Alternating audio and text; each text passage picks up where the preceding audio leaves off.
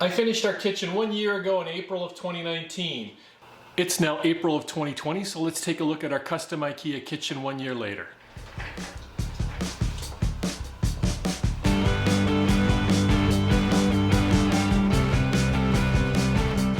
So here's the executive summary. Nothing has fallen apart. The solid cherry fronts look gorgeous, and we are totally happy with this project. So the other day I received a note on Instagram asking me about this kitchen project, and that's when I realized it's been a whole year. So I thought I'd put together a short update video so people can see how it's been holding up long term. So first of all, visually, the cherry looks stunning. I'm gonna try to get some glamour shots here that you can look at while I'm talking. It's hard to quantify, but I think the cherry is darkening up nicely and getting towards that rich red that it develops over time. I'm really happy with the beautiful dark black lines that are in a number of the pieces. The one puzzle for me is this strip of solid cherry that I added along the back of the pantry side panels.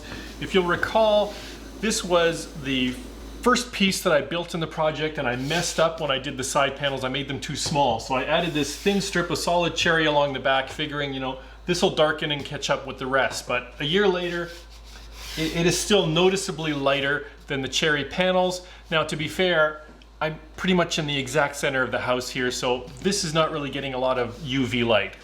We really, really love the soft close hinges and the soft close drawer glides. And after 1 year, they work fine. They get open and closed all the time. The one thing is that the soft close attachment on the hinges is something that clips onto the hinge. I think 2 or 3 times we've had it that something hit it, knocked it off, but then the easy thing is that you can just clip it back on. And if it were to break, you can go to Ikea and for like $5, $7, you just buy another one and you put it back. We have had lots of interest in this sideways opening cabinet that I built over the fridge. This is not an Ikea cabinet, it was completely custom, but I built it to match the Ikea cabinets in the rest of the kitchen. You need to be warned, this could be a head bumping hazard. We are always very careful to close it immediately after we open it. But in the interest of full disclosure, yes, I bumped my head on it exactly once. And that was a year ago, right after I built it, because I had it open because I was trying to take some glamour shots, and I'm running around and getting lights in position, and I walked right into it from the other side, knocked me straight to the ground. It's never happened since, but yeah, it's probably not something that a place like Ikea would ever sell because of that chance. But anyways, we're just very careful to always close it.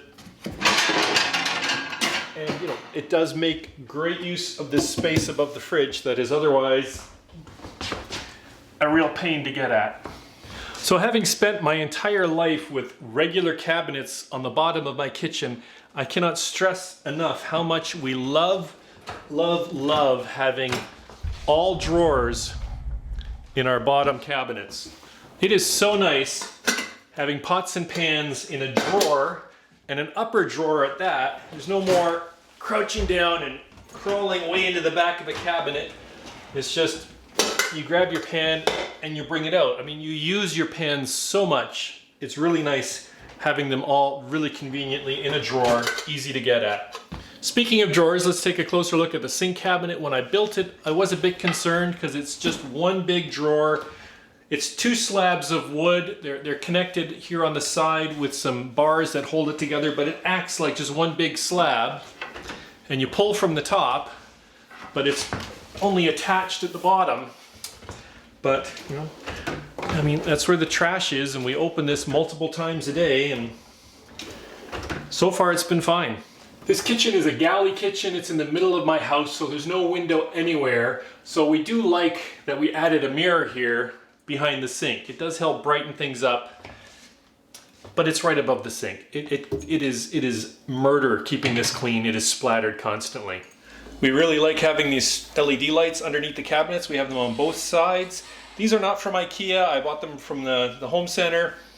Ikea does sell LED lights that go under their cabinets. They're plug-in. I wanted something direct wired in so that I could have a light switch in the wall. Really nice, lights up the counter really well. One really big positive from using IKEA cabinets and then wrapping them in my own custom fronts is that the insides are 100% IKEA. So you can go to IKEA and you can buy these various drawer organizers, and they are all sized to fit the cabinets perfectly. My wife really likes these IKEA spice racks. We did not go and buy all the IKEA spice jars, but I mean, you can put regular spice jars in them. Works really nice for organizing spices. In the utensil drawers. It's just really nice being able to buy all these things that just fit perfectly. Again, more utensils. I really like this bamboo knife organizer, and then it just fits right with their plastic organizers for the rest of the drawer. One very mild negative are these glass drawer panels. These are an add-on item that I bought for several drawers because I thought it would help with keeping things in, and it does.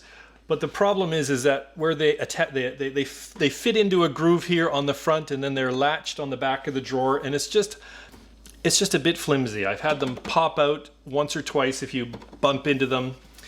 They're really nice to have. I just wish it was just a little better engineered to attach to the drawers. And yeah, that's a nitpick. I'm just trying to list absolutely everything so that you guys can get the fullest possible picture about what it's like to live with these cabinets. And it was a ton of work stripping out those bulkheads that we used to have in the kitchen, but we're both really glad we did that and went with the full 40-inch cabinets. It's just nice. In a small kitchen, it's nice having that extra storage up at the top, even if it can be hard to reach for the shorter people. And I think that's about all there is to say. It was a ton of work spread out over about 6 months, but by buying the IKEA cabinets and then making my own fronts, we saved a ton of money over what it would have cost us to go out and buy custom cabinets.